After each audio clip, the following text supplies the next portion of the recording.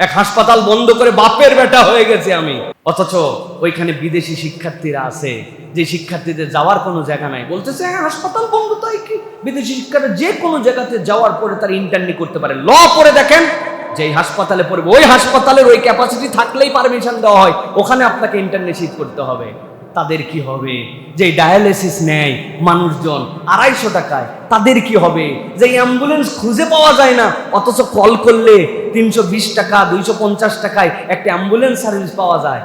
একটা ইনসিডেন্স হয়েছে, তাদের ওই টাকাগুলা তাদেরকে আদায় করে দিয়ে, এরকম যেন না হয় তাদেরকে একটা নির্দিষ্ট সময় দিয়ে তাদেরকে আপনি ইয়ে করতে পারতেন, তাদের জন্য আপনি সিস্টেম দেখাতে পারতেন, কিন্তু কিছু নাই।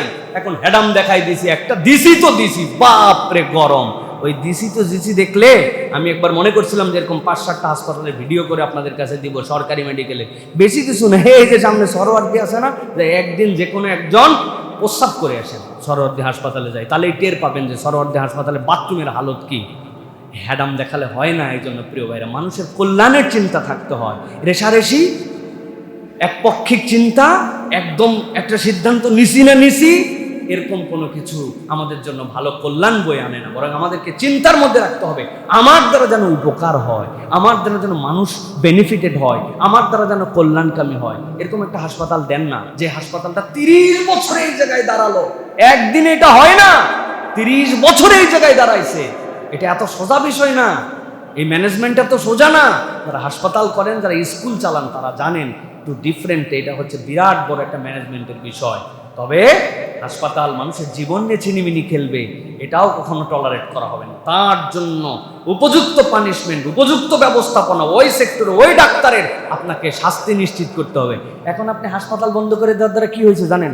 এরা যে 80 লাখ টাকা করে ঋণ আদায় করে দিতে চাইছিল, এই টাকার খবর কোথায়? ওরা বলবো বন্ধই তো করে দিয়েছেন, পানিশমেন্ট হয়ে গেছে, আবার হুদামি 80 লাখ টাকা করে দিব কত? যেই ডাক্তারদের যে ইউনিটের গাফলতিতে এটা হলো, তাদের পানিশমেন্ট কোথায়? বলুন, আপনি তো আমার ফাঁসি দিয়ে দিয়েছেন। ফাঁসি দেওয়ার পর কি আবার সার্জারি করার দরকার আছে? হাত সার্জারি করবেন না পা সার্জারি করবেন? ফাঁসি তো আপনার শেষ। তাহলে জায়গাটায় কোন জায়গায় ধরা খেয়ে গেল? শুধুমাত্র কি রেশারেশি, দেখা দেখি। এই জন্য আমরা বলবো, পিএম সহ তাদের আশপাশে যারা সুবুদ্ধি দেওয়ার মানুষ আছেন, তারা এই বিষয়টুকু আবারও অবজারভেশনে নিয়ে এসে এটার জন্য দ্রুত একটা সুরাহা হয়। আর আল্লাহ যেন আমাদের প্রত্যেককে যার যার ক্ষেত্র থেকে কল্যাণকর কাজ করার তৌফিক দান করে। আজকে নতুন নতুন মেডিসিন, নতুন নতুন ট্রিটমেন্ট আসছে, বিভিন্ন জন নোবেল পুরস্কার পাচ্ছে। কি দিয়া? তাদের হচ্ছে অটোফেজি। অটোফেজি মানে কি? সপ্তাহে 3 দিন সকাল থেকে সন্ধ্যা পর্যন্ত ফল টল খাওয়া যাবে, তাছাড়া আর কিচ্ছু খাওয়া যাবে না, পেটকে ফাঁকা রাখতে হবে, সার্কেল যেন ঠিক হয়ে যায়। এইগুলো আবিষ্কার করে তারা হচ্ছে নোবেল পুরস্কার পেয়ে গেছে, জাপানের বিজ্ঞানী।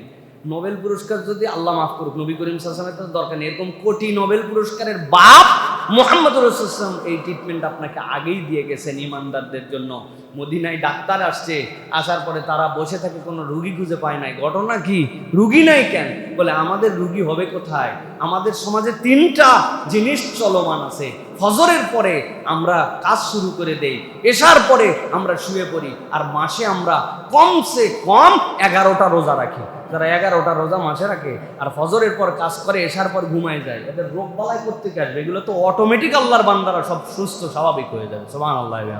তো আমরা একটু নফল সিয়াম রাখার জন্য চেষ্টা করি প্রিয় ভাইয়েরা, অন্তত সপ্তাহ সিয়াম আমরা অভ্যাস করে ফেলি। এরকমও আমরা করতে পারি। এটা যদি আমাদের মসজিদের একটা কালচার হয়, সোমবারে আমরা ইফতারের আয়োজন রাখলাম মসজিদে, বোঝা যাবে যে হ্যাঁ, এই মসজিদে সোমবারে রোজা রাখা হয়। সোমবারে মাগরিবের নামাজটা 10 মিনিট পরে পড়া হয়। লোকজন চিন্তা করবে মাগরিবের আজান দিয়ে খায় কি, তারা রোজা রাখে না। ওদেরকে বলা হবে আসেন ভাই ইফতারের শরীক হন, ভাই ইফতারের শরীক হন। ওরা চিন্তা করবে সুবহানাল্লাহ, কিসের রোজা? ভাই সোমবারের রোজা। এই কালচার কিন্তু আস্তে আস্তে হয়ে যাবে। মদিনায়, মক্কায় সোমবার, বৃহস্পতিবার রমজান মাসের মতো ইফতার খাওয়া হয়। সুবহানাল্লাহ। আপনারা কেউ একজন শুরু করতে পারেন, সব কর্তৃপক্ষ শুরু করবেন। আপনি 5টা আপেল কাটে নিয়ে, 5টা খেজুর নিয়ে সুন্দর করে মসজিদে আসে, মাওলানা নজরুল সাহেবকে বলছেন যে আজকে নামাজ 10 মিনিট পরে পড়বেন। আর সোমবারের রোজা লোকজন আছে, আপনিও বসেন হুজুর, বসে ইফতার করে 10 মিনিট পরে নামাজ পড়বেন। আমাদের এই মসজিদে আলহামদুলিল্লাহ ফালতু কথা কেউ বলবে, অতিরিক্ত কেউ এখানে কথা বলবে, মাথা মারবে, এই সুযোগ এই মসজিদে নাই আলহামদুলিল্লাহ। এটা আমাদের একটা সকলের ভালোবাসায় সুন্দর একটা সামাজিক আমাদের এই মসজিদে রূপান্তর হয়েছে আলহামদুলিল্লাহ। লক্ষ লক্ষ টাকার ইফতারি কিন্তু রমাদানে আমাদের মসজিদে মানুষেরা করে গেছে। রাস্তার মুসল্লিরা আমাদের জানতো যে দারুস সালাম শাহী মসজিদে ইফতারের আয়োজন আছে, তারা এখানে দাঁড়ায় ইফতার করে চলে গেছে আলহামদুলিল্লাহ। সুতরাং এটা একটা সুস্থ সুন্দর সংস্কৃতি। আল্লাহ যেন আমাদের সকলকে নফল সিয়াম পালন করার তৌফিক দান করেন। 6 নম্বর যেটা ফরজের পরে অত্যন্ত গুরুত্বপূর্ণ আমল, সেটা হচ্ছে রাসূলুল্লাহ সাল্লাল্লাহু আলাইহি ওয়াসাল্লামের প্রতি বেশি বেশি দরুদ পাঠ করা। নবী করিম সাল্লাল্লাহু আলাইহি ওয়াসাল্লাম বলছেন, মান সাল্লা আলাইয়া ওয়াহিদাতান সাল্লাল্লাহু আলাইহি আশারা, কেউ যদি আল্লাহ রসুলের প্রতি একবার দরুদ এবং সালাম পেশ করে আল্লাহ রাব্বুল আমিন তার জন্য 10টা বরকত দান করে দেন। মান সাল্লা আলাইয়া মাররাতান সাল্লাল্লাহু আলাইহি আশারা।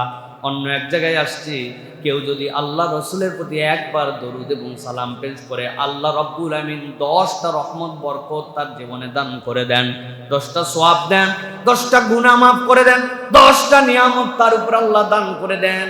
আর যখন দুনিয়ার যে কোনো প্রান্ত থেকে যে কোনো মানুষ যদি একবার আল্লাহ নবী সাল্লাল্লাহু আলাইহি ওয়াসাল্লামের প্রতি দরুদ পাঠ করে, একদল ফেরেশতা অ্যাপয়েন্টেড আছে, তারা দরুদটাকে আল্লাহ নবীর কাছে নিয়ে যায়।